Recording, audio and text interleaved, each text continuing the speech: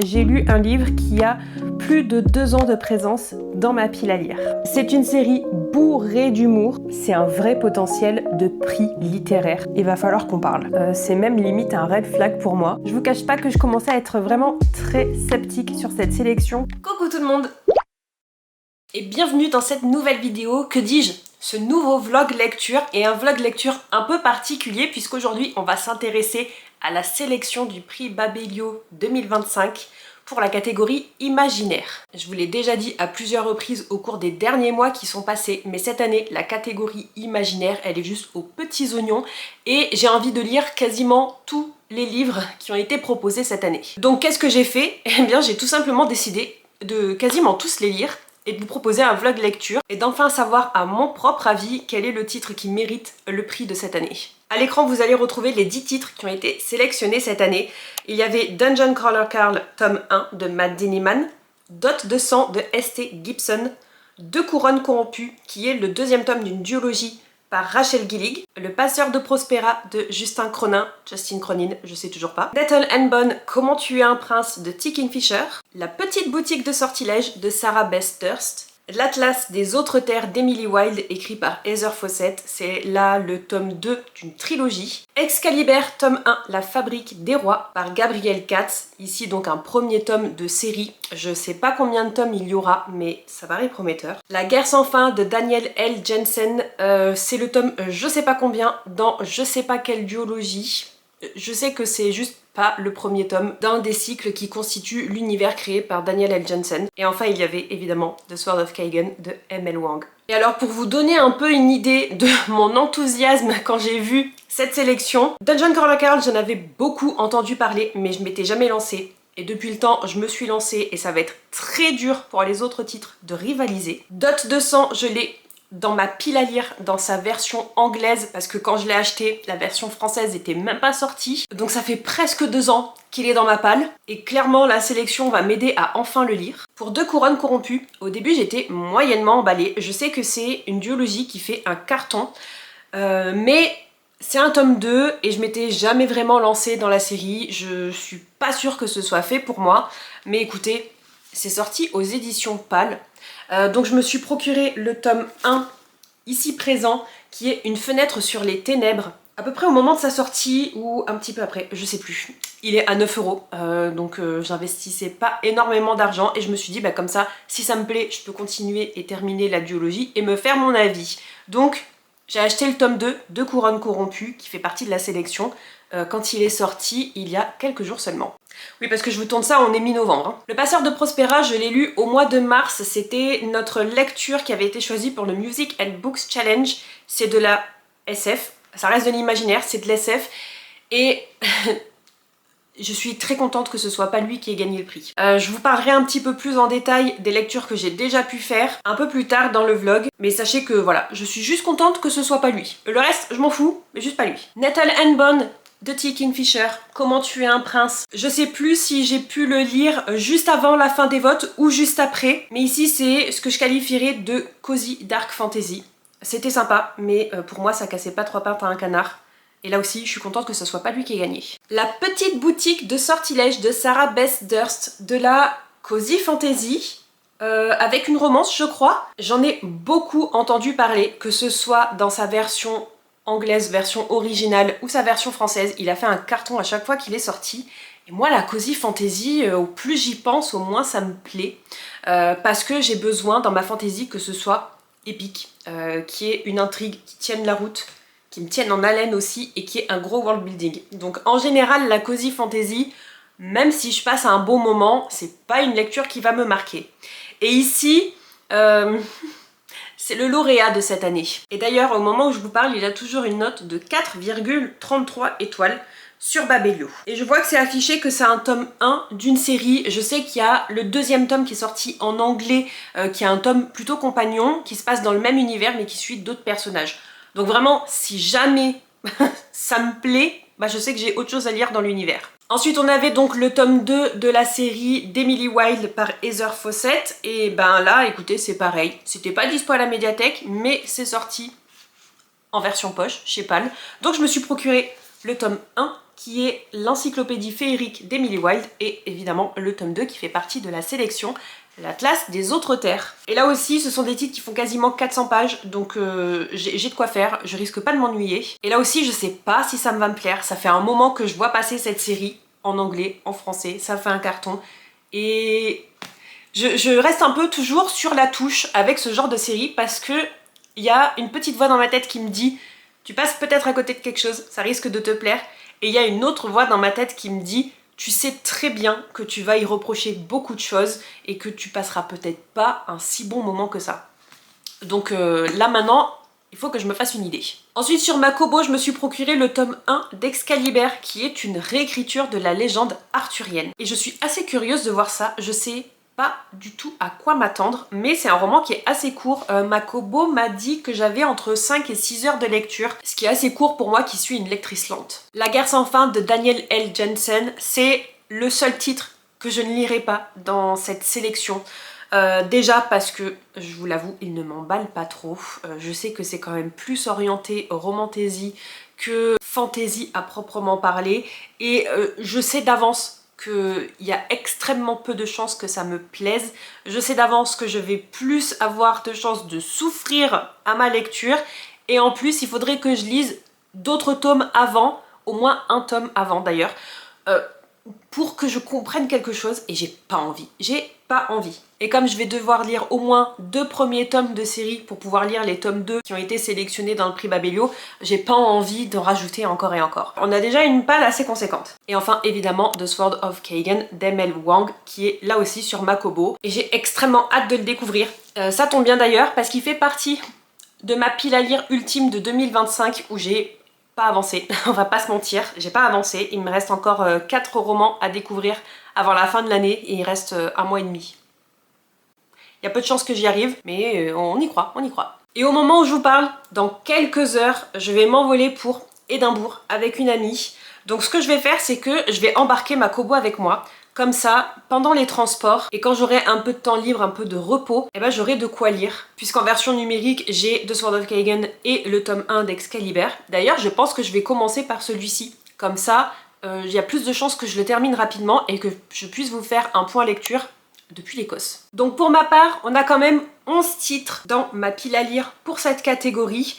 11 titres, ok, mais il y en a certains que j'ai déjà lus. Comme je vous le disais, j'ai déjà découvert Dungeon Chronicle, le tome 1. Depuis, j'ai aussi découvert le tome 2 et je suis sur la fin du tome 3.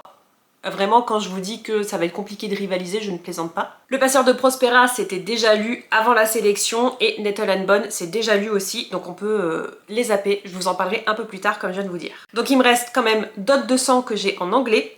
De Couronnes corrompues, on va ajouter le tome 1 et le tome 2, forcément. La petite boutique de sortilèges, le tome 1 et le tome 2 d'Emily Wilde, le tome 1 d'Excalibur et The Sword of Kagan. Donc il me reste encore 8 titres à découvrir. Je vous prédis un vlog assez long. Installez-vous confortablement parce que on est parti. Mais moi d'abord, il faut que je termine ma valise et que je me repose un petit peu parce que levé à 2h30 du matin.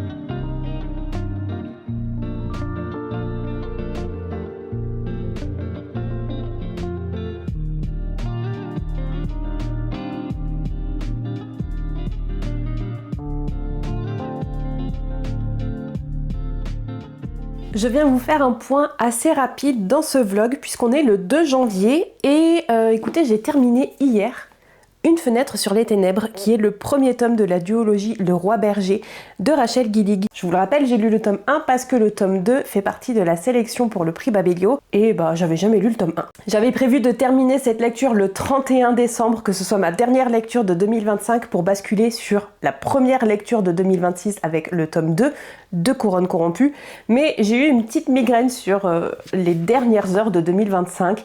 Il me restait quelques pages, vraiment, il me restait quelque chose comme 70 pages pour terminer ma lecture. J'avais vraiment programmé pour faire en sorte de terminer ce roman sur les dernières heures de 2025 en soirée. Et puis la migraine. Je me suis couchée à 10h30, j'ai dormi, j'ai pas vu la nouvelle année. En soi, je m'en fiche. C'est vraiment quelque chose que je ne fête pas, mais bon, ça m'a un petit peu embêtée parce que moi, dans mon prévisionnel, je terminais ça en 2025 et je commençais ça en 2026. Bref, c'est pas grave, je l'ai terminé sur la première journée de 2025. Et écoutez, aussi sec, j'ai démarré ma lecture du tome 2.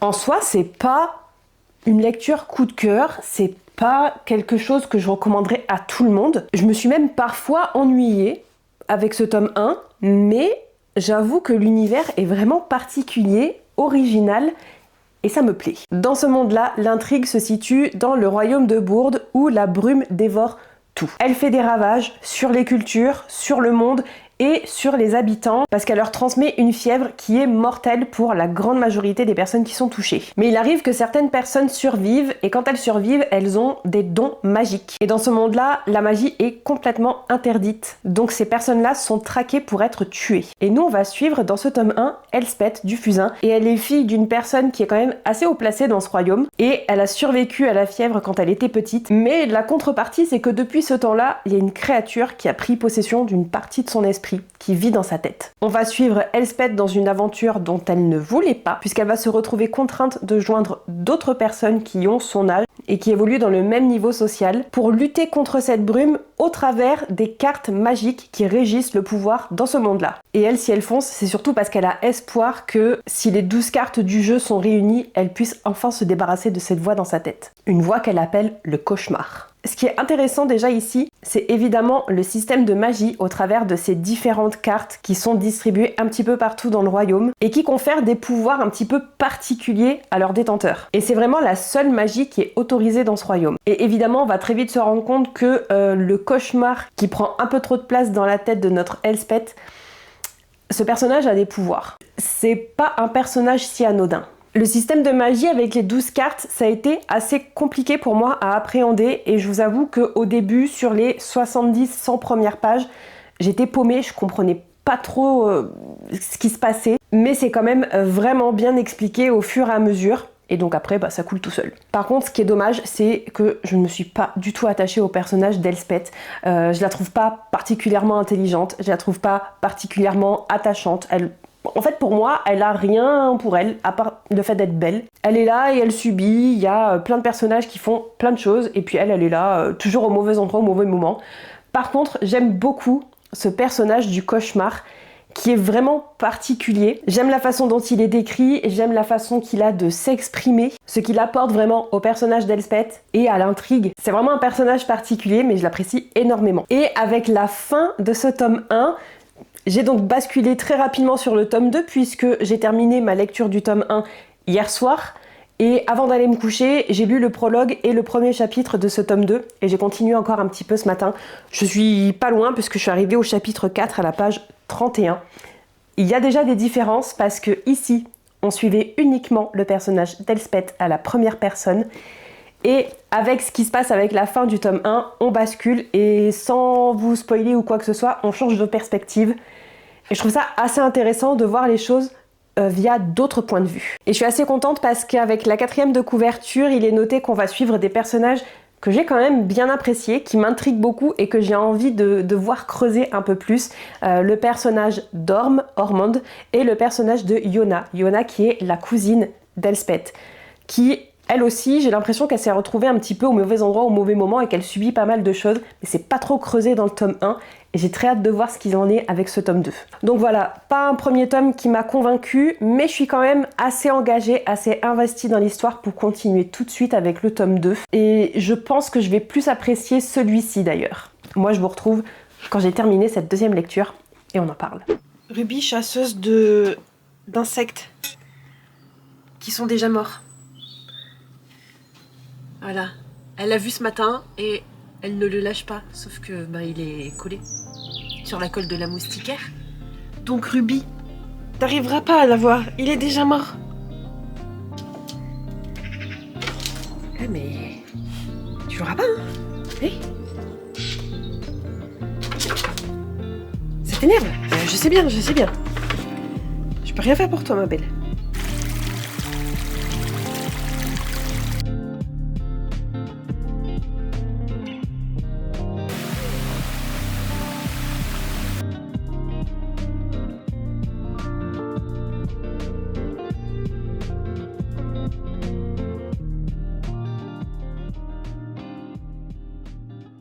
Bon, je vous retrouve, ça fait bien 1 semaine, 10 jours que j'ai terminé 2 couronnes corrompues et que j'ai donc terminé la duologie du roi berger. Et figurez-vous que globalement, j'ai pas grand chose de plus à vous dire par rapport à ma lecture du tome 1. Il y a quand même quelques différences, mais ça reste une lecture assez moyenne. Pas forcément décevante dans le sens où j'en attendais pas grand chose, mais clairement pas un coup de cœur, clairement pas une lecture que je referai, et sûrement pas une lecture qui va me marquer non plus. Je suis quand même contente de l'avoir découvert, mais ça changera pas ma vie. Dans le tome 2, on change de perspective par rapport au tome 1. Je crois que je vous l'avais déjà dit il y a quelques jours. Dans le tome 1, on suit uniquement le point de vue de Elspeth, et dans le tome 2, Elsbeth, on la retrouve, mais de façon extrêmement ponctuelle, et on suit plutôt les points de vue de 2 personnages masculins qu'on avait rencontrés dans le tome 1. On va suivre le personnage de Raven, qui est le fiancé d'Elspeth, et on va suivre aussi le personnage d'Ormond, qui est le fils du roi, qui est un des fils du roi, donc c'est le prince de ce royaume de Bourde. Et même si au début j'ai trouvé intéressant qu'on change de perspective, qu'on change de point de vue, je vous avoue tout, j'étais quand même assez ennuyée parce que là encore, c'est pas des personnages que j'ai appréciés. Alors autant Raven, que ce soit dans le tome 1 ou dans le tome 2, je m'en foutais complètement. Par contre, pour ce qui est de Orm, dans le tome 1, je l'avais beaucoup apprécié. C'était l'un de mes personnages préférés, entre guillemets, parce que voilà, il y avait pas, la barre était pas très haute non plus. Mais je vous avoue que dans le tome 2, il m'a gonflé. Il m'a gonflé parce que il est l'un des 2 protagonistes qui forment la relation amoureuse de ce tome 2. Enfin, l'une des 2 relations, parce que dans le tome 1, on retrouvait celle de Elspeth et Raven qu'on avait déjà explorée dans le tome 1. Et donc dans le tome 2, Orm est un personnage bien plus central dans la quête des 12 cartes du tarot, mais aussi dans sa relation amoureuse. Je vais pas dire avec qui, comme ça vous spoil pas, au cas où. Mais clairement, là encore, la romance prend énormément le pas, pour ma part, sur la fantasy. On est sur du moitié-moitié, et personnellement, la moitié romance, je m'en serais énormément passée. C'est dommage parce que comme on s'intéresse énormément aux relations amoureuses de certains personnages, on passe forcément moins de temps à chercher les cartes du tarot et à potentiellement sauver le royaume. Et voilà, on passe énormément de temps à se tourner autour, à flirter, à se faire du rentre-dedans, à jouer au jeu du chat et de la souris, et moi, ça me gonfle. Vous le savez, ça me gonfle. On a aussi droit à une scène ou 2 un petit peu spicy, un petit peu osée, et là aussi, ça me gonfle. Moi, j'aurais préféré qu'on continue à chercher les cartes du tarot et qu'on sauve le royaume plutôt qu'on se tourne autour. Bref, chacun ses préférences. Moi, clairement, ma préférence, elle va sur la fantasy et pas sur la romance. Donc forcément, sur une duologie que je considère comme de la romantasy, vu la place, l'importance des relations amoureuses là-dedans, voilà, je suis pas étonnée de pas avoir spécialement aimé. Mais je suis quand même contente d'avoir découvert la série. Ceci dit, je vous confirme aussi que le système de magie autour des cartes, c'était vraiment très sympa, très intelligent et original. Et j'en aurais voulu beaucoup plus. Honnêtement, si ça avait été une fantasy adulte autour de ce système de cartes et de magie, avec beaucoup moins de romance, j'aurais bien mieux apprécié ma lecture. Ah, et d'ailleurs, en parlant toujours de ces points de vue et de ces personnages qu'on suit, donc on a principalement les points de vue de Raven et d'Orm, et de temps en temps celui de Elspeth, mais pas tout à fait. Et je dois vous avouer que là aussi on voit l'attachement au personnage qui est pas formidable. À chaque fois qu'on changeait de point de vue, j'étais déçue de quitter le point de vue actuel et de passer à un autre POV, parce que j'avais fini par être plus ou moins bien dans celui que je quittais. Je dis ça pas dans le sens où je change de point de vue alors que je l'adore, c'est trop dommage. Non, je dis ça dans le sens je change de point de vue, je vais je retourne sur un autre qui me gonfle.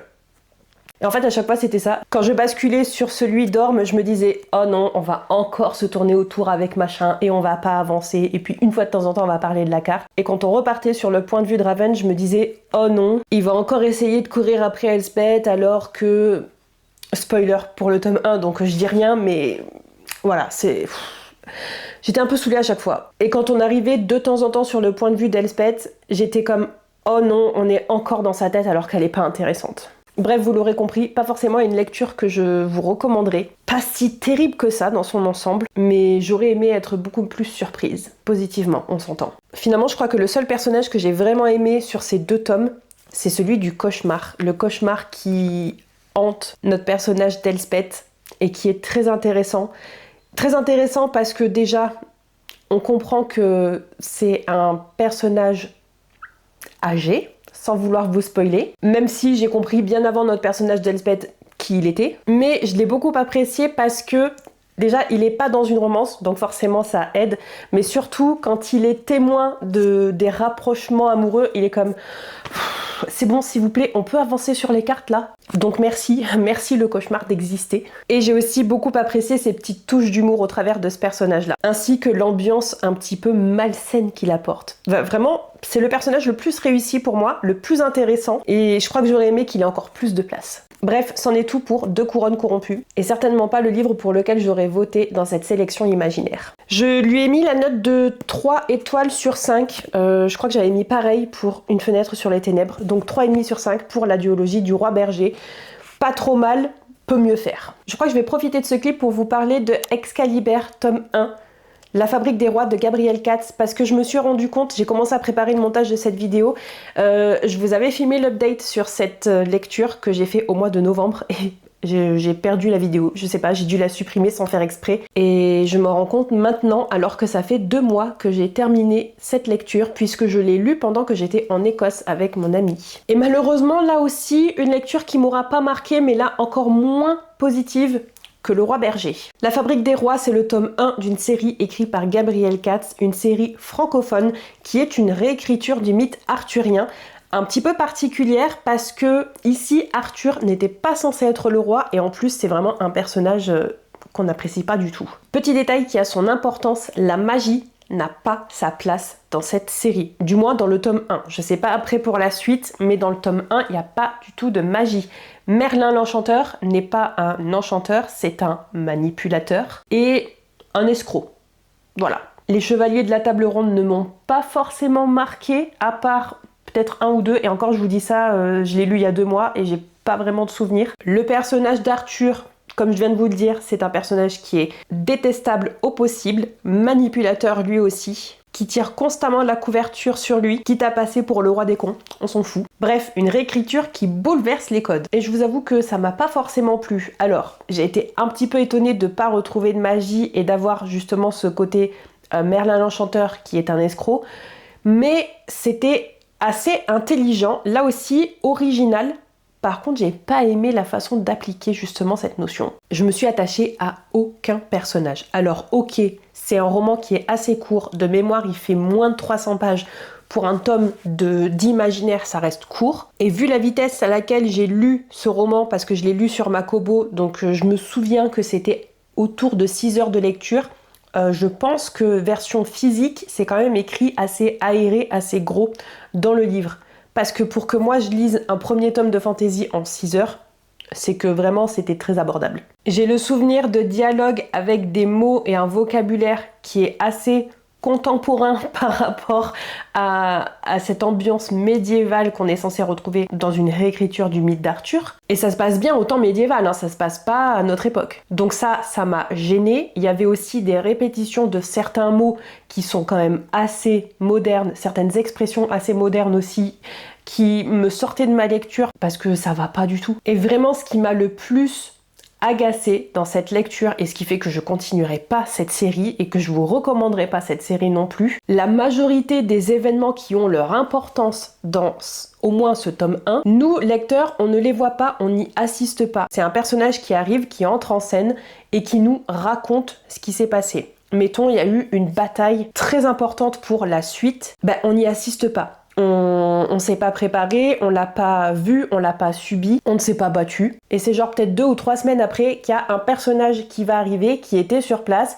et qui va nous dire « Ah oui, au fait, il y a cette bataille qui s'est passée, on a perdu tout le monde, on s'est fait éclater, voici les conséquences, qu'est-ce qu'on fait ?» Et c'était ça constamment, je dirais 90% des événements qui sont importants, qui font avancer justement l'intrigue, on n'y assiste pas. C'est une tierce personne qui nous les raconte. Et moi, ça m'a complètement sorti de ma lecture. J'accrochais pas du tout. Bref, non seulement une lecture pour laquelle je n'aurais pas voté pour qu'elle soit le lauréat du prix imaginaire, mais en plus, je vous avoue tout, je me pose même des questions sur le pourquoi elle est arrivée dans cette sélection. Parce que c'était pas bon. Je suis désolée, mais c'était pas bon. Il me reste encore quelques lectures à faire pour cette vidéo. Je pense que la prochaine, ça va être The Sword of Kagan de M.L. Wang. Donc écoutez, je vous retrouve normalement dans quelques jours pour vous en parler.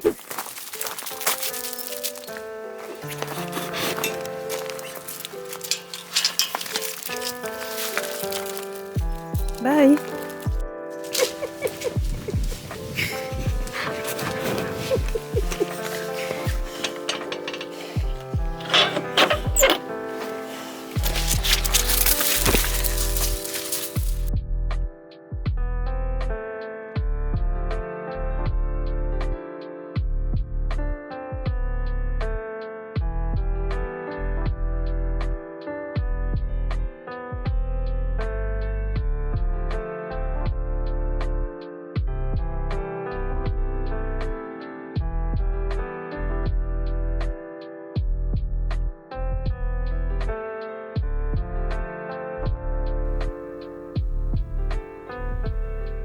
Bon les amis, je vous retrouve de façon un petit peu spontanée. Je suis en pyjama grenouillère, il est 20h45.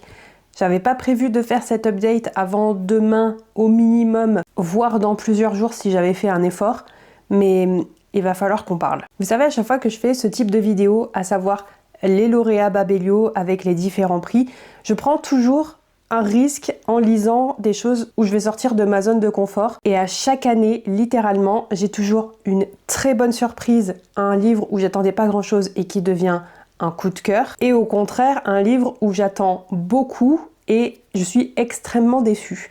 Et malheureusement, il est temps de parler de ce fameux livre parce que la malédiction continue si on veut. Et dans cette vidéo de la sélection du prix Babelio Imaginaire 2025, qui est quand même mon genre de littérature favori, eh bien il y a malheureusement une lecture où j'en attendais beaucoup que j'ai décidé d'abandonner.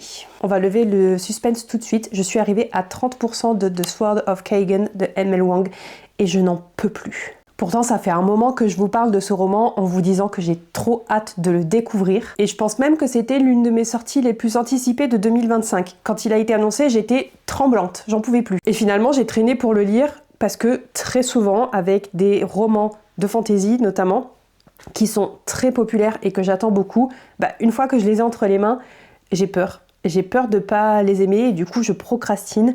Et malheureusement, il s'avère que assez souvent, mon instinct ne me fait pas défaut. En tout cas, c'est le cas avec The Sword of Kagan et je vais vous en parler dans le détail. Je suis désolée par avance si vous avez aimé cette lecture, ce qui est quand même le cas de la grande majorité des personnes qui l'ont lu. Pour rappel, il fait partie de la sélection Babelio, donc forcément, il a une très très bonne note et il a toujours, au moment où je vous parle, une note de 4,16 étoiles sur 5, ce qui est colossal. Donc vraiment, ne le prenez pas personnellement, mais j'ai vraiment pas aimé et il va falloir que je vous dise pourquoi. Mais d'abord, petit résumé. Dans The Sword of Kagan, on va suivre les villageois, les habitants de la péninsule de Kagan, qui sont des guerriers très puissants qui manient la magie et nous on va suivre nos personnages principaux qui eux manient la magie de la glace. Ils ont la capacité de former des épées de glace et de se battre avec. Ils sont réputés comme les meilleurs guerriers de l'Empire et tout ce petit monde vit de façon traditionnelle dans un univers très largement inspiré du Japon. Nous on va suivre les points de vue de Mamoru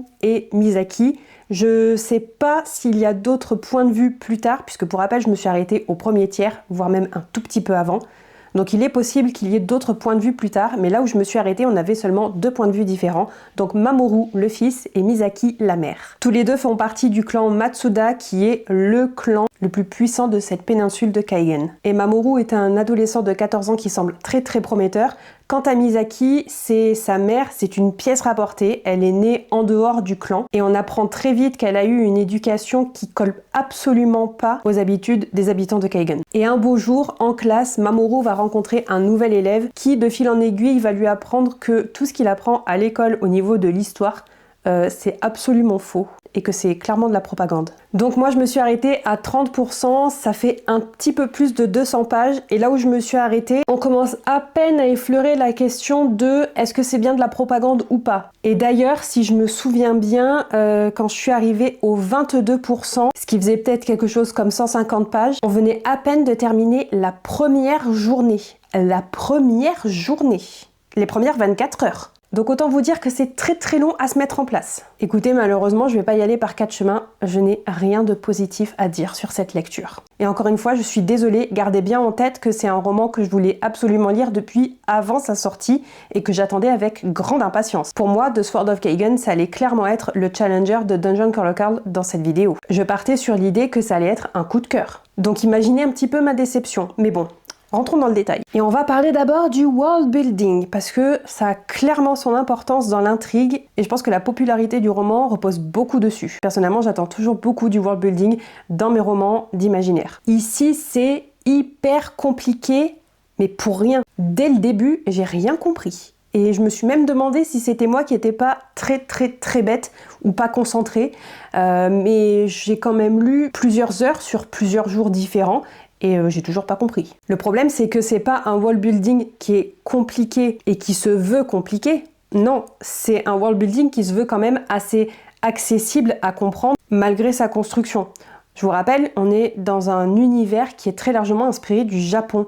Donc on va énormément retrouver de vocabulaire à connotation japonaise et ou asiatique, tout comme les paysages, les mœurs, les traditions, la façon de parler, l'importance de la hiérarchie dans les noyaux familiaux. Bref, il y a quand même quelque chose de très structuré. Mais moi, j'ai rien compris. On utilise énormément de vocabulaire étranger qu'on ne peut pas comprendre si on n'a pas le glossaire sous les yeux. Alors oui, il y a un glossaire, il existe, il est en tout début de roman.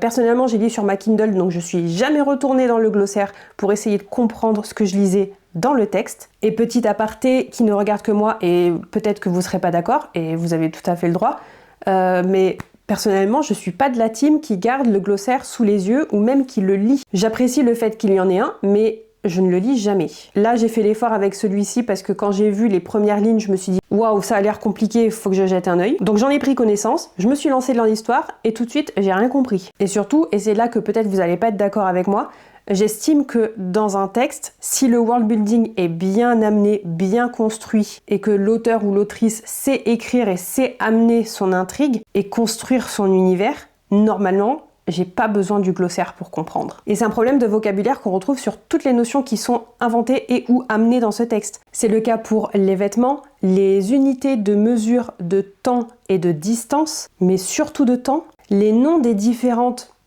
tribus, clans, je sais même pas, et même les noms des différentes régions qui se font la guerre. Parce que il y a une guerre, il y a eu une guerre, on comprend, et il y en a une autre qui s'amène, mais qui se bat contre qui, pourquoi ? Je suis dans le flou total. Donc forcément, quand tu comprends rien à l'histoire de ton world building, à la géographie de ton univers, au vocabulaire, bah forcément, c'est largement compromis pour la suite. Et c'est encore plus gênant quand on sait qu'on a gardé énormément de notions de notre monde actuel. Alors on a changé les unités de mesure de temps, les secondes, les minutes, les heures, ça n'existe pas. Par contre, on a bien gardé la télévision, les reportages, les journaux télévisés, les vaisseaux spatiaux, les avions, les voitures, l'équipement médical, les jeux vidéo, les dessins animés. Ça oui. Par contre, les secondes, les minutes, les heures, qui peuvent être importantes justement dans l'avancée d'une intrigue, que dalle. Et figurez-vous que j'ai même noté des citations. Donc, vous allez me dire si vous avez compris quelque chose, que vous ayez lu The Sword of Kaigen ou pas. J'ai du temps ce suradon au 10e wati. Pourquoi t'as pas tout simplement dit j'ai du temps vendredi à partir de 10h ?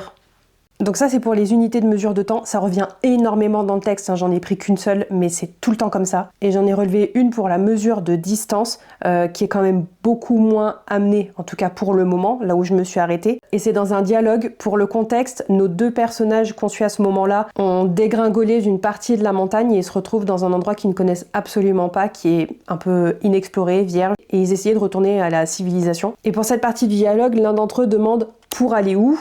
Le second lui répond « Au lac Communaux. Il se trouve à environ 10 bonds en dessous de nous. » Ce à quoi le premier personnage répond « 10 bonds, c'est une longue distance à estimer. » Pourquoi pas 10 mètres, 20 mètres, une dizaine de mètres, une vingtaine de mètres, une cinquantaine de mètres? On sait à peu près quantifier, par contre 10 bonds, moi ça me dit rien du tout. Je me déplace pas en bonds, donc forcément ça peut poser problème. Et autre chose qui m'a énormément posé problème, et ce dès le premier chapitre, les dialogues. Les dialogues ne sont pas naturels du tout. Alors je sais pas trop comment c'était amené au niveau de la version originale. J'ai voulu aller la regarder mais c'est pas disponible sur Kobo. Je peux avoir les traductions italiennes, allemandes si je veux, mais j'ai pas l'original, j'ai pas l'anglais. Par contre au niveau du français, on a gardé un système de vouvoiement dans les dialogues. Tout le monde se vouvoie. Donc les parents vouvoient les enfants vouvoient les parents. Les adultes se vouvoient entre eux, ça se comprend aussi. Les enfants se vouvoient entre eux, là je comprends un peu moins. Mais surtout quand on amène un système de vouvoiement, pour moi ça inclut d'avoir un registre de langage qui est quand même assez élevé. Or là c'est pas du tout le cas, les personnages s'expriment comme vous et moi. Ça donne des échanges vraiment pas naturels, ça donne même des échanges un peu forcés, très théâtrales. Ben là c'est exactement ce que j'ai retrouvé dans The Sword of Kagan et c'est pour ça que je trouve que ça fait pas du tout naturel. Pour moi, il y a un vrai problème de ton. Et il y a un problème de ton dans les dialogues, mais aussi dans la narration. Mais ça me pose surtout problème dans les dialogues. Tout simplement, ce que j'essaie de dire, c'est que je trouve que c'est mal écrit. Alors, ok, il y a peut-être un problème de traduction, mais j'aimerais nuancer ces propos en vous rappelant que si la traduction est mauvaise ou qu'elle est carrément bancale, ben peut-être qu'elle est malheureusement fidèle au texte d'origine et que c'est peut-être le texte d'origine qu'il faudrait blâmer. Là encore, comme j'ai pas pu mettre la main sur une version originale, je peux pas vous dire ce qu'il en est, mais j'ai quand même la sensation que ok, la traduction elle est pas ouf, mais une traduction peut pas sauver un roman, sauver un récit si la base elle est déjà pas bonne. Je vais vous donner des exemples de dialogue. Arrêtez, arrêtez, supplia Setsuko en se tenant le ventre de rire. Votre imitation de Takeru est trop bonne, je vais mourir. Autre scène, autre dialogue, on a Mamoru, le fils, et Misaki, la mère. Et Mamoru vient de lui expliquer comment il a fait pour dégringoler de la montagne. Et à la fin de sa phrase, il lui dit « Nous sommes tombés du toit ». Elle lui répond « Pourquoi avez-vous fait ça ?» Bah je sais pas, j'avais envie. J'avais envie de dégringoler. Pourquoi? Bah j'avais envie. Vous demain, vous vous cassez la jambe, votre médecin il va vous dire « Pourquoi vous avez fait ça ?» Et maintenant, les descriptions et la narration. Les pilotes étaient de jeunes gens dotés d'une vue perçante et de réflexes vifs, suffisamment habiles pour manœuvrer une machine plusieurs fois plus rapide qu'un humain. Plusieurs fois plus rapide qu'un humain. Ça se dit pas en français. Mais je vous avoue que je suis même pas sûre que ça se dise en anglais. Hein. Ah, et j'ai aussi relevé pas mal d'incohérences au niveau des scènes d'action. Notamment, Misaki fut obligé de reculer d'un bond pour éviter d'être brûlé lorsque le poing de l'homme frappa la poitrine de Merle, l'assommant. Depuis quand on assomme quelqu'un en frappant à la poitrine? Moi je ne sais pas. Assommer c'est sur la tête, c'est pas la poitrine. Pendant que les planches restaient clouées fermement en place, Setsuko avait brisé la stupeur de Misaki. Pendant que mes bibliothèques restent fermement en place, je critique The Sword of Kagan. Ça se dit pas. Ni en français, ni en anglais, ni en n'importe quelle langue, ça se dit pas. Niveau incohérence toujours, là c'est pas une citation, c'est plutôt une notion globale. On a un premier flashback, moi j'en ai eu qu'un jusque-là, jusque mes 30%. On a un flashback de la vie de Misaki avant sa vie de famille, avant qu'elle soit mariée de force au père de Mamoru. Et c'est pas vraiment un spoiler parce que c'est amené quand même assez rapidement et c'est une grosse partie de la base du roman. Misaki est une guerrière. Elle a appris à se battre et elle aime ça. Mais de par sa condition de femme, elle a été obligée d'abandonner tout ce qui est entraînement, guerre, ce genre de choses, parce qu'elle est une femme, parce qu'elle doit se marier et que son rôle c'est de faire des enfants et de les élever et de fermer sa bouche. D'ailleurs, soit dit en passant, la critique sur la place de la femme dans la société, elle est pas très subtile. Bref, dans le premier flashback de Misaki, On voit à quel point c'est important pour elle de savoir se battre et à quel point elle manie bien l'épée. Donc on nous explique que quand elle suivait son éducation dans une autre ville, une autre région que Kagan, qui était beaucoup plus moderne dans ses mœurs, eh bien avec 2 de ses amis, elle parcourait les rues de la ville dans laquelle elle était, je crois que ça s'appelle Livingston, et elle se battait contre des criminels pour les livrer à la police. Pensez Batman, parce que c'est exactement la même chose. Ils se costument pour cacher leur identité, ils agissent au cœur de la nuit, ils se battent contre des criminels de grande envergure pour ensuite les livrer à la police, mais c'est pas eux qui les amènent à la police, c'est juste ils les bâillonnent, ils les attachent et ensuite ils lancent un signe dans le ciel pour prévenir la police qui peuvent venir les chercher pendant que eux se cachent. Et là on se dit waouh, Misaki c'est une badass, c'est tout trop cool. Jusqu'à ce qu'on comprenne un peu plus tard dans le chapitre qu'elle a 14 ans. Et elle se bat contre les criminels de la ville. Et elle gagne.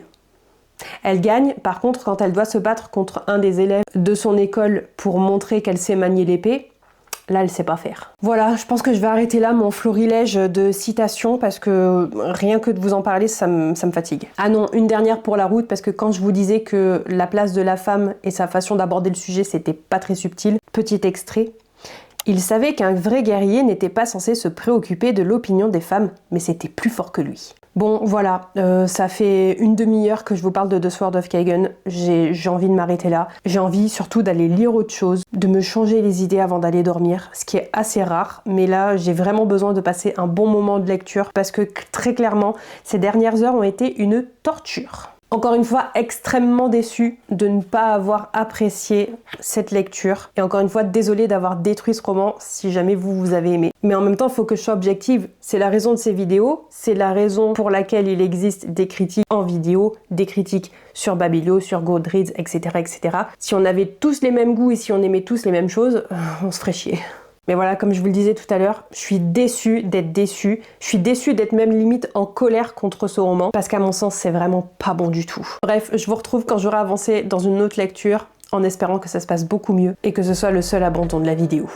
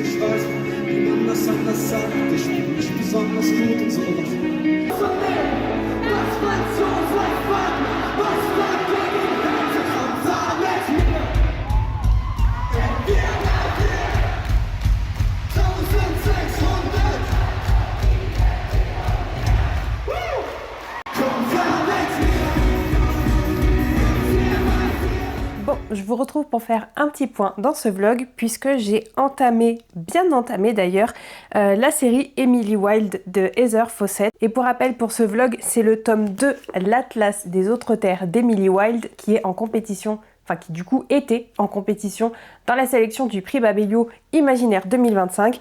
Et pour moi, il fallait évidemment que je lise le tome 1 pour savoir un petit peu de quoi il s'agissait. C'est donc chose faite puisque je l'avais embarqué avec moi pour mon petit voyage à Berlin et j'ai profité du trajet en avion, des transports en commun et des petits temps de pause pour dévorer ce tome 1. Je l'ai terminé ce matin alors que je suis rentrée hier de Berlin. Donc je l'ai terminé ce matin et dans la foulée tout à l'heure, j'ai commencé le tome 2 et j'ai lu le premier chapitre. Et évidemment, je vais vous donner dans cet update mon avis sur le tome 1 que j'ai donc étonnamment dévoré. Ça se lit tout seul, et si vous ne connaissez pas encore la série Emily Wilde, c'est de la cozy fantasy. On va suivre notre personnage d'Emily Wilde donc, qui est dryadologue, si je ne me trompe pas. C'est une spécialiste de l'étude des fées. C'est une universitaire qui cherche à être titularisée, et pour ce faire, elle a donc décidé d'écrire une encyclopédie autour des fées. Et lorsqu'on la rencontre au début de ce tome 1, il se trouve qu'elle est en expédition pour rédiger le dernier chapitre de son encyclopédie avant de la faire relire et de la publier. Et évidemment, ça va pas être une expédition sur le terrain de tout repos, puisque sinon il n'y aurait pas de série. Déjà parce qu'elle va se retrouver confrontée à certains problèmes dans le village qui va l'accueillir, mais aussi parce que son rival académique, qui s'appelle Wendell Bumblebee, a décidé de tout bonnement la rejoindre pendant son expédition pour mener ses recherches avec elle. Et elle, ça ne lui plaît pas du tout. Déjà parce que Wendell, c'est un peu le mec parfait, adoré de tous, alors qu'elle, elle a énormément de mal à se faire des amis. D'ailleurs, elle ne veut pas se faire d'amis. Ils sont complètement opposés d'ailleurs, puisqu'elle, c'est un peu le cliché de l'universitaire, de la scientifique qui se noie sous ses recherches et qui ne voit pas le monde évoluer autour d'elle, alors que lui, il use et abuse de tous les moyens possibles pour faire le travail par les autres. Donc voilà un petit peu les prémices de ce tome 1 et donc de cette trilogie. Et je dois vous dire que j'étais sceptique, puisque la cozy fantasy et moi, ça match très rarement. Et ça a encore été le cas cette fois-ci. J'ai pas forcément de choses négatives à dire de cette lecture, mais j'ai pas de choses positives à dire non plus. Ceci dit, le côté narration est plutôt sympa, puisque au lieu d'une narration traditionnelle, c'est Emily qui nous raconte ce qui se passe dans ses journées sous forme d'entrée dans son journal intime. Mais j'avoue que même si c'est une chouette idée, ça apporte pas vraiment de fraîcheur au récit et ça change pas grand chose. Mais on va aussi retrouver un style d'écriture un peu particulier, un style de communication, d'échange, de dialogue un peu particulier, puisque ça se passe dans les années 1909-1910. Donc on a un peu ce côté suranné qui ressort dans les dialogues et dans l'utilisation du vocabulaire. Et je vous avoue que parfois c'était un peu too much, et c'est ça aussi qui fait que j'ai pas été énormément investie dans ma lecture. J'étais souvent perdue dans les changements d'action, dans les changements de décor, dans les introductions de personnages. En fait, je voyais rien venir. Et même quand j'étais en plein changement, j'avais pas compris qu'on avait changé de décor ou de personnage. J'avais beau être attentive à ma lecture, je comprenais pas grand chose, et je vous avoue que j'ai même à plusieurs reprises repris quelques paragraphes précédents pour voir où est-ce que j'avais décroché, mais en fait j'avais juste pas forcément décroché, c'est comme ça que c'était amené. Du coup ouais, j'ai pas particulièrement accroché à l'histoire, et malheureusement je ne me suis pas du tout attachée au personnage.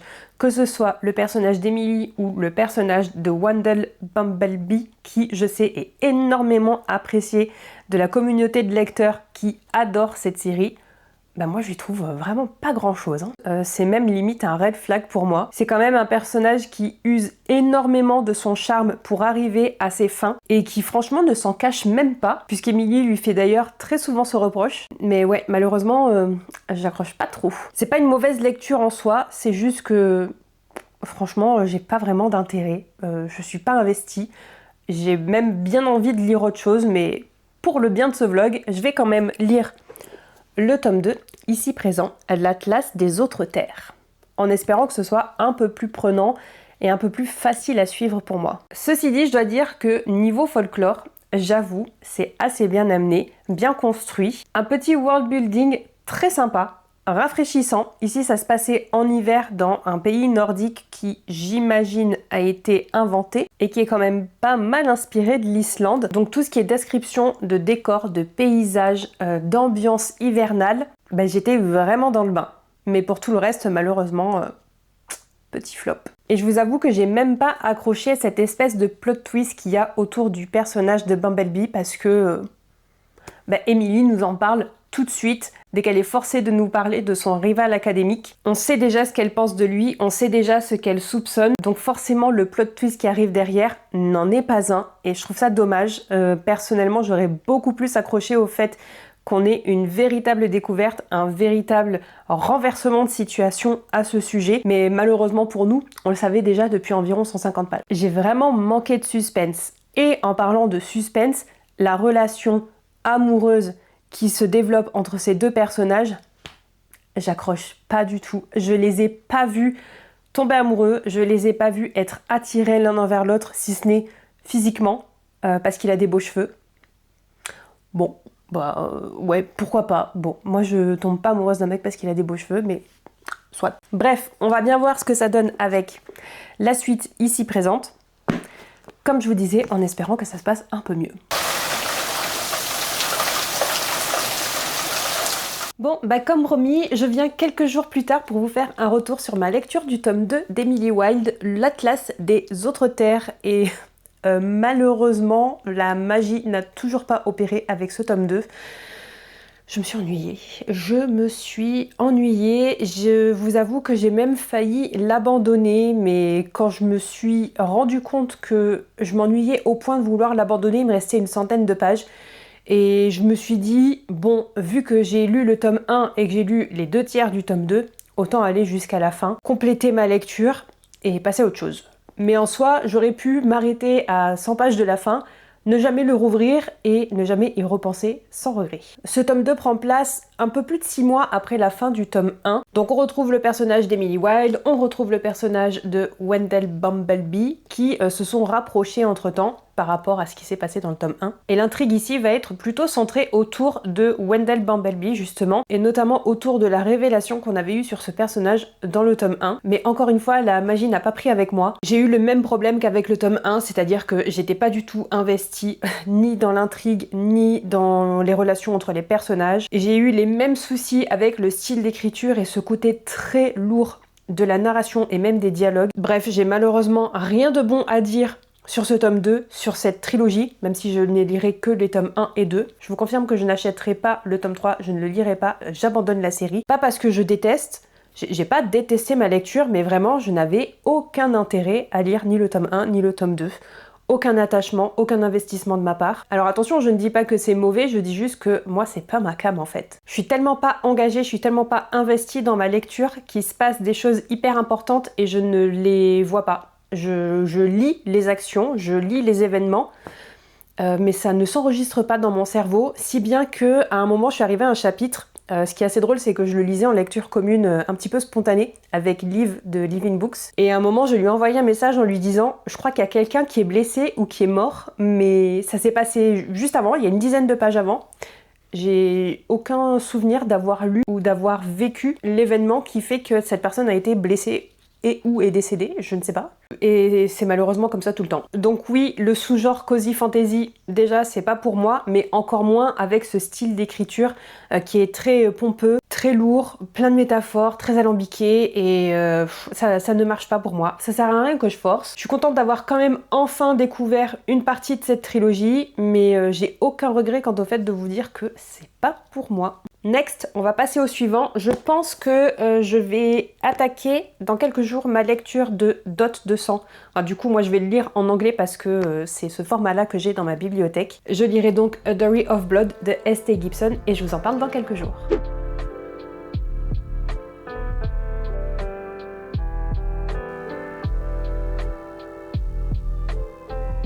Les amis, je vous retrouve puisque j'ai terminé hier soir ma lecture de A Diary of Blood de S.T. Gibson, qui est dans la sélection sous le titre français Dot 200. Je vous l'ai très certainement déjà dit, mais je le redis au cas où. Je l'ai lu en anglais parce que je l'ai acheté en VO il y a 2 ans, avant qu'il paraisse dans sa traduction en français, et donc depuis je le traîne dans ma palle. Donc ça y est, c'est enfin chose faite, j'ai lu un livre qui a plus de 2 ans de présence dans ma pile à lire. Et je vous avoue que je suis extrêmement heureuse de vous dire que ça y est, on a un potentiel challenger face à Dungeon Crawler Carl. Je vous cache pas que je commençais à être vraiment très sceptique sur cette sélection parce que jusqu'à présent, il n'y avait rien de bon, du moins pas à mon goût et pas au point d'être dans une sélection de prix. Donc je suis vraiment très heureuse de vous dire que A Diary of Blood, j'ai frôlé le coup de cœur. Franchement, je ne saurais même pas vous dire ce qui manque pour faire de ce roman un coup de cœur. Ça a été incroyable du début à la fin. Je l'ai lu en 2 jours. Je l'ai lu en 2 jours en anglais. C'est vous dire à quel point c'est bon. Dans Dot 200, on va suivre l'histoire de Costanta qui, au tout début du roman, vraiment les premières pages, elle est sur le point de mourir et elle fait la rencontre d'un vampire. Il n'est pas nommé, mais on se doute bien que c'est Dracula. Et pour la sauver d'une mort imminente, il va la transformer en vampire, faisant d'elle sa femme, et ils vont parcourir les âges ensemble, traverser les siècles, sur fond de possession, obsession, jalousie, manipulation, trahison, le tout dans une ambiance gothique parfaite. Et on va suivre cette histoire d'amour toxique au possible entre Constanta et notre fameux potentiel Dracula. C'est un roman particulier puisque dès le début, on se doute bien que Constanta, elle a tué son mari, son partenaire, son vampire. Et tout au long du roman, elle lui raconte à lui, au travers d'une lettre, leur histoire d'amour depuis son point de vue à elle. Leurs amours, les différents événements qui les ont amenés à traverser l'Europe, leurs différentes rencontres, et notamment celles de Magdalena puis d'Alexis, qui vont eux aussi devenir femmes et maris de Dracula et de Constanta. Et dès le début, avant même de rencontrer ces personnages-là, on comprend bien que cette relation polyamoureuse, elle est imposée à Constanta. Non seulement l'histoire est très prenante, magnifiquement bien écrite et racontée, mais en plus on a une place privilégiée, nous en tant que lecteurs, aux côtés de Constanta. On la voit, on la sent se débattre dans cette relation qu'elle aime et qu'elle déteste. On ressent comme elle toute cette ambiguïté face à ce mari possessif, manipulateur, pervers narcissique, mais aussi la relation qu'elle développe avec Magdalena puis Alexis, où elle se sent responsable d'eux. Elle a un peu ce rôle de mère finalement envers eux, tout en étant leur femme et en ayant des relations sensuelles, sexuelles, charnelles au possible. Bref, c'était extrêmement beau. Le seul regret que j'ai, c'est de ne pas m'être lancée dans ma lecture avec des post-it ou même de quoi la noter. J'ai quand même noté quelques notes sur mon Notion via mon téléphone, mais très honnêtement, si j'avais su tout de suite le potentiel de cette lecture, j'aurais été armée de petits post-it d'annotation et très clairement, ça en aurait été farci. Toutes les 2-3 phrases, je me faisais la réflexion que c'était hyper bien construit, hyper bien pensé. Les phrases en elles-mêmes, elles sont très réfléchies et franchement, j'ai qu'une chose à dire, c'était hyper beau. C'est assez rare que je dise ça d'un style d'écriture, mais là vraiment, ça m'a marqué. Je saurais pas du tout vous dire si la VF m'aurait autant marqué, j'en ai aucune idée, je n'ai jamais posé mes yeux sur la traduction française de ce roman. Et pour tout vous dire, je me demande si je vais pas aussi me l'acheter en français pour le lire, cette fois-ci armée, et peut-être pouvoir la noter, ou alors je relis celui-ci en VO et je la note. C'était magnifique quoi qu'il en soit. J'ai adoré ressentir toute l'oppression de cette relation, la solitude de Constanta. J'ai adoré traverser les âges avec elle, vivre certaines périodes historiques à ses côtés et surtout évoluer dans sa relation avec son mari, enfin avec ses maris et sa femme. Et c'était juste...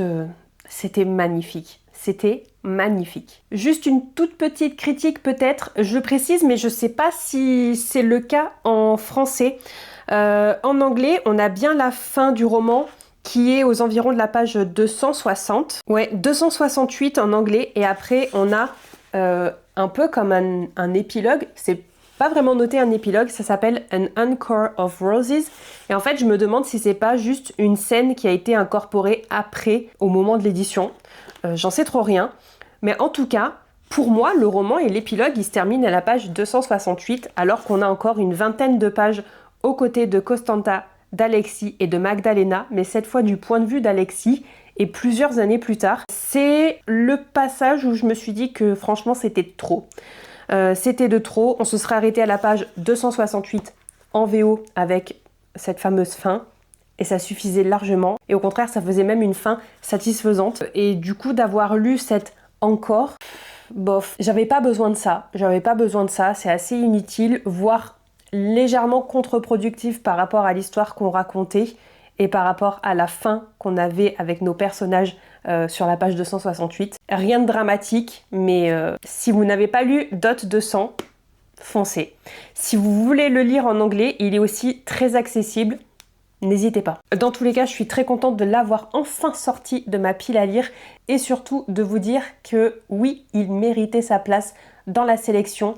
Et très franchement, je me demande même si j'avais lu à la fois celui-ci et Dungeon Crawler Carl avant les votes, pour lequel j'aurais pu voter, je ne sais pas. Vous savez, DCC, c'est ma série coup de cœur, ma pépite, mon obsession même, mais A Story of Blood, c'est un vrai potentiel de prix littéraire et c'était incroyable. Et avec tout ça, ça veut dire qu'il ne me reste qu'une lecture avant de terminer ce vlog, de le conclure avec vous et de savoir enfin si oui ou non cette sélection valait la peine en 2025. Donc moi je vous retrouve dans quelques jours quand j'aurai commencé et terminé ma lecture du lauréat du prix imaginaire Babelio 2025, La petite boutique au sortilège de Sarah Bess-Durst. Et on croise les doigts pour que ça soit de la cozy fantasy qui fonctionne avec moi.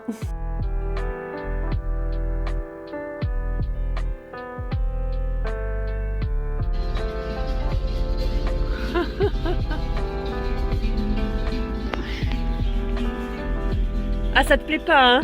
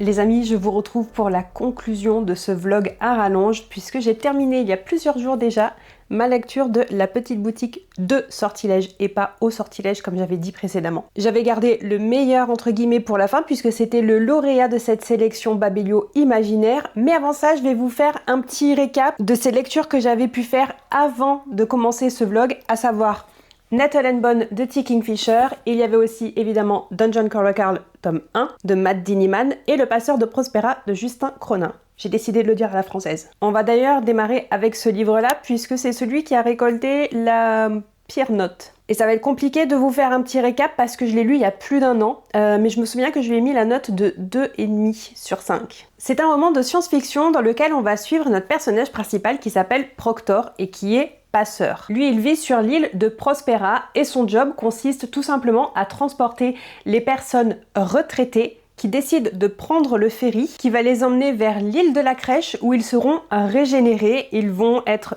réinitialisés si vous voulez, à la fois mentalement et physiquement, et renvoyés sur l'île de Prospera de nouveau, mais cette fois-ci avec un nouveau corps, ils arrivent, ils sont adolescents. Et lui, son boulot, si vous voulez, c'est de récupérer les personnes à leur domicile quand elles ont décidé de prendre le ferry, et de les accompagner jusqu'au port pour s'assurer qu'ils montent bien dans le ferry. Et un jour, son quotidien va se retrouver complètement chamboulé puisque son père va décider de prendre le ferry et de se faire réinitialiser. Donc il va devoir accompagner son propre père. Évidemment, ça va le chambouler un petit peu, il va commencer à se poser des questions sur la vie et la mort, mais surtout, tout va démarrer lorsque son père va lui dire « Le monde n'est pas le monde, tu n'es pas toi ». Moi, ça me semblait être un départ extrêmement prometteur et je vous avoue que pendant un moment, j'avais bien accroché. Ceci dit, c'est un roman qui fait plus de 600 pages de mémoire et je me souviens que j'avais trouvé le temps long, très long. On avait un rythme qui était très inégal, où parfois c'était hyper lent, et à d'autres moments ça devenait très haletant. Il y avait beaucoup d'actions façon film américain, des courses-poursuites en voiture, des fusillades, il y en avait dans tous les sens. Donc j'avais été gênée à la fois par le rythme, mais aussi par le peu d'attachement que j'avais envers les personnages. Que ce soit le personnage de Proctor ou les autres qui évoluent autour de lui et qui ont leur importance. Très honnêtement, tout le monde m'avait saoulée. Ce que je trouve hyper dommage puisque l'idée même du roman qu'on découvre sur la dernière ou les deux dernières parties et qui du coup fait guise de révélation, elle est hyper intéressante, mais j'avais juste vraiment pas aimé la façon dont ça avait été traité. Et évidemment, je ne peux pas la dévoiler puisque comme je viens de vous le dire, c'est une révélation, c'est un plot twist. Donc si je vous le dis, autant ne pas lire le livre. Par contre, petit indice, ça m'a beaucoup fait penser au Truman Show avec Jim Carrey. Ça fait beaucoup penser, j'ai pas dit que c'était la même chose. Ensuite, avec 3 étoiles, j'avais lu il y a donc plusieurs mois déjà Nettle and Bone, Comment tuer un prince de T. Kingfisher. Un roman où moi je vous ai déjà dit à plusieurs reprises, je qualifie ça de cozy dark fantasy. Et je m'étais lancée dedans en ayant extrêmement hâte d'enfin découvrir la plume de cette autrice. C'est son premier livre qui est paru en français, depuis il y en a un autre qui est sorti et je vous avoue que je ne vais pas me lancer dedans. On est en partie sur de la réécriture de contes et dans de la cozy fantasy, puisqu'on va suivre notre personnage principal qui s'appelle Mara, qui a une 30aine d'années et qui est princesse. Sauf que dans son cas à elle, elle est la 3e princesse dans l'ordre de règne et pour la préserver, ses parents l'envoient au couvent. Je sais plus si c'est forcément abordé, si c'est forcément dit dans ces termes, mais en gros c'est pour la garde des vierges jusqu'au mariage si un jour on a besoin de la marier. Pourquoi est-ce qu'on aurait besoin de la marier d'ailleurs? Eh bien tout simplement parce que l'aîné s'est marié au prince d'un autre royaume et est décédé peu de temps après, et que la cadette a épousé depuis plusieurs années déjà ce même prince, et Mara soupçonne qu'il serait à l'origine de la mort de sa première sœur et des maltraitances que subit sa 2e sœur. Elle décide donc, vous l'avez compris, de s'enfuir de son couvent et de tuer un prince. Sur la 4e de couverture, on nous disait notamment que pour mener à bien son plan, elle va recruter des alliés hauts en couleur, une sorcière capable de parler aux morts, sa poule possédée par un démon, un honorable chevalier en disgrâce et une fée marraine particulièrement douée pour les malédictions. On va donc y retrouver le trope de la found family, cette famille constituée d'amis que l'on se fait sur le chemin. Et oui, on va retrouver des personnages originaux. Enfin, c'était la promesse. Pour moi, personnellement, elle n'a pas été tenue. Sur le papier, oui, on a bien des personnages originaux. Par contre, je ne me suis absolument pas attachée à eux. Et pourtant, vous savez à quel point j'adore les personnages secondaires et j'adore les personnages qui sont âgés. Donc forcément, une fée marraine et une vieille sorcière, normalement, je devrais accrocher. Un personnage principal qui a plus de 30 ans, je devrais accrocher aussi. Et le chevalier qui est mentionné est plus vieux que notre personnage principal. Donc normalement, j'accroche. Eh ben non. J'ai vraiment manqué d'attachement au personnage, j'étais pas forcément investie dans l'intrigue non plus. J'avais vraiment la sensation qu'on se baladait d'un point A à un point B et que tous ces petits voyages étaient prétexte à faire avancer l'intrigue. Par contre, je dois le souligner, j'avais beaucoup aimé le monde dans lequel nos personnages évoluent. Un monde de fantaisie très sombre, très obscur, voire même morbide. C'est quelque chose qui m'a vraiment plu. Très sincèrement, j'aurais adoré ce livre si ça avait été juste une fantaisie adulte et donc où on aurait renforcé ce côté world building et peut-être plus structuré l'intrigue. Je dis ça parce qu'encore une fois, je ne suis pas une grande fan de cozy fantasy et j'y ai retrouvé les codes de cozy fantasy ici. Je pense que c'est pour ça que j'ai pas trop accroché. Par contre, si ça avait été un autre genre de littérature, je pense que j'aurais vraiment accroché. Pour moi, vraiment, le gros point fort, c'est le world building et j'en aurais voulu encore plus. Donc voilà, 3 étoiles pour celui-ci. Pas une mauvaise lecture, pas une bonne lecture non plus. Je suis quand même contente de l'avoir découvert, mais c'est pas vraiment un livre qui m'aura marqué. Et enfin, avant de démarrer ce vlog, j'avais aussi découvert le tome 1 de Dungeon Crawler Carl de Matt Dinniman. Vous le savez puisque je vous l'ai dit dans l'intro et de toute façon j'en parle tout le temps, cette série est un coup de cœur, cette série est une pépite. Le tome 1 c'est un 5 étoiles, le tome 2 c'est un 5 étoiles, le tome 3 c'est un 5 étoiles et entre temps j'ai aussi lu le tome 4 qui est un 5 étoiles, un coup de cœur et jusqu'à présent mon tome préféré de cette série. J'attends le tome 5. Si vous ne connaissez pas encore Dungeon Crawler Carl, comment vous avez fait pour passer à côté? Je veux votre secret, vraiment. On est ici dans une série de lit RPG, de la littérature qui s'inspire des jeux de rôle et des jeux vidéo. Dans cette série, on va y suivre notre personnage de Carl et le chat de son ex-copine qui s'appelle Donut. Au tout début du tome 1, tous les bâtiments de la planète Terre s'écroulent au même instant. Toutes les personnes qui étaient dans ces bâtiments sont mortes, éradiquées de la planète. N'ont survécu donc que les personnes qui se trouvaient en extérieur, dont Carl et Donut, à 2h du matin en plein hiver, puisque Donut avait décidé de se réfugier dans un arbre et Carl était sorti en catastrophe pour aller la sauver de son arbre. Il était donc uniquement vêtu de sa veste en cuir, d'un caleçon et des crocs roses de son ex-copine. Voilà, il se retrouve donc à survivre dans cet accoutrement. Ceci dit, il a de la chance puisqu'à ce moment-là, une annonce résonne et on découvre que les aliens sont à l'origine de cet écroulement. Ceci dit, les extraterrestres sont sympas, ils laissent aux survivants 2 options. La première, c'est de rester sur la planète Terre telle qu'elle est, revenue à l'âge de pierre, et de se débrouiller tant bien que mal, c'est promis, les aliens ne les toucheront pas. Ou bien, Ils peuvent descendre les escaliers qui se trouvent un petit peu partout sur la planète et qui restent ouverts pendant 1 heure pour accéder à une espèce de télé-réalité intergalactique qui sert de divertissement aux citoyens de plusieurs galaxies et aussi, on le comprendra plus tard, d'échiquier politique. C'est ce que décide donc de faire Carl accompagné de Donut. Il va se mettre à l'abri et il ne va pas être au bout de ses peines. Il se trouve que les aliens sont très friands des jeux vidéo humains et ils ont décidé que cette télé-réalité serait inspirée de plusieurs jeux vidéo très connus. Les survivants vont donc devenir des crawlers, ils vont devoir se battre, engranger de l'expérience, ramasser un maximum d'armes, se défendre contre les monstres, les mobs, et augmenter un maximum de leurs compétences pour pouvoir essayer survivre. Le but étant de descendre au prochain niveau dans le temps imparti, et la promesse, la grande promesse, c'est que s'ils arrivent au niveau 18, ils seront libres. C'est donc ce que va essayer de faire Carl, et très vite, Donut va être en capacité de parler. Et Donut étant un chat vedette des concours de beauté félin, c'est une diva. C'est une série bourrée d'humour, avec quand même un vrai message sociétal et politique. C'est déjanté, c'est politiquement incorrect, toujours imprévisible, bourré d'action. Et vraiment, si vous hésitez encore, n'hésitez pas à lire au moins le tome 1 pour vous faire une idée. Si vous n'aimez pas le tome 1, vous n'allez pas aimer la suite. Si vous aimez le tome 1, vous allez vite devenir accro. De toute façon, moi là, je sais plus quoi vous dire pour vous inciter à lire Dungeon Crawler Carl, parce que vraiment, à ce jour, l'une de mes meilleures séries en cours de lecture. J'attends le tome 5, il sort fin avril. Le 30, je suis dans les starting blocks. D'ailleurs, s'il n'y a pas un des tomes suivants dans la sélection Babelio 2026, je fais un scandale. Vous êtes prévenus, je fais un scandale. Et sinon, avec tout ça, j'ai aussi terminé il y a quelques jours la petite boutique de sortilèges de Sarah Beth Durst. Comme je vous le disais, donc le lauréat de cette catégorie de la cozy fantasy, et je vous avoue tout, j'avais très peur. Puisque comme je vous l'ai dit précédemment, la cozy fantasy et moi, ça ne matche pas. Mais j'avais quand même très envie de le découvrir, d'autant plus parce que c'était celui qui avait gagné le prix Babelio Imaginaire, donc vraiment, je pouvais pas passer à côté. Et franchement, vous savez quoi? J'ai bien fait.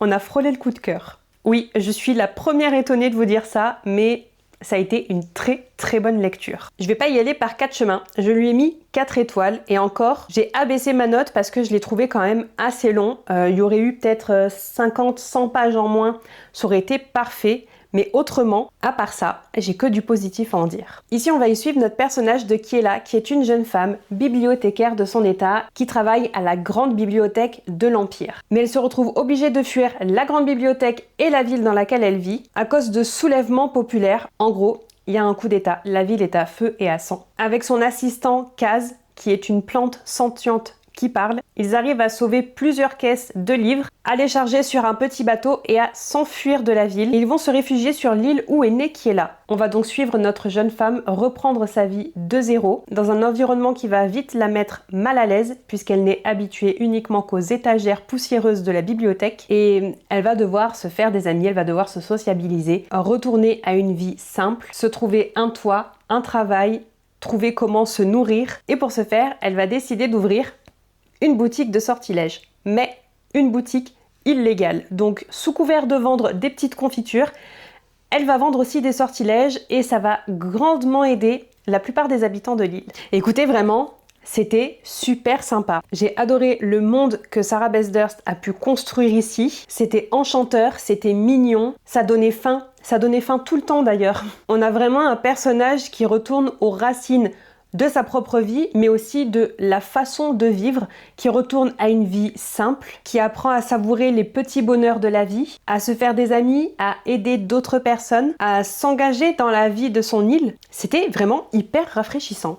On a un personnage principal qui est quand même très anxieux, mais qui se remet en question, et c'est une façon très bienveillante, j'ai trouvé, de se remettre en question justement. C'était pas trop accentué, vraiment, je pense que c'est très difficile de faire un tel personnage sans qu'il devienne chiant, et là c'était pas le cas du tout. Elle remet aussi très vite en question son idéal de vie qu'elle avait il y a encore quelques semaines en arrière, à savoir vivre enfermée avec ses livres et ne pas avoir de vie sociale. Vraiment, c'était des réflexions qui étaient très saine, très bienveillante. Et elle a beau ressasser le passé, c'est fait quand même de façon positive. Et on a un personnage qui prend conscience qu'elle pourra toujours s'améliorer, elle pourra toujours apprendre des choses sur elle et sur son environnement. On a aussi des petites touches d'humour, notamment grâce à Kaz, la plante sentiente. Là aussi, un humour que j'ai vraiment beaucoup apprécié. C'était la petite touche qui fait que c'est magique. Et là aussi, ça peut être très difficile d'avoir des touches d'humour sans que ce soit trop lourd. Là, c'était vraiment bien dosé. Et évidemment, comme je vous le disais,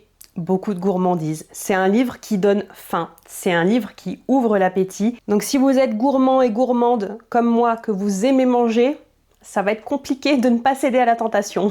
Et petite cerise sur le gâteau, le world building, vraiment génial. Là encore, c'était ni trop ni pas assez, la petite dose parfaite. On va y retrouver des créatures que l'autrice a inventées, mais qui font complètement sens grâce aux éléments desquels ils dépendent. Ils sont aussi très faciles à visualiser, à imaginer, et ils ont leur petit impact sur l'intrigue. Voilà, comme je vous le disais, beaucoup de positifs à en dire, très peu de négatifs. Seulement le fait que c'était un poil trop long et qu'il y avait pas mal d'événements, ça faisait peut-être un peu too much, mais comme tout le reste était savamment dosé, je lui pardonne. J'ai passé un super bon moment de lecture avec cette cozy fantasy. Vraiment, je n'aurais jamais cru dire ça un jour. C'est seulement la deuxième cozy fantasy de ma vie que je lis et que j'apprécie. Et vous savez quoi ?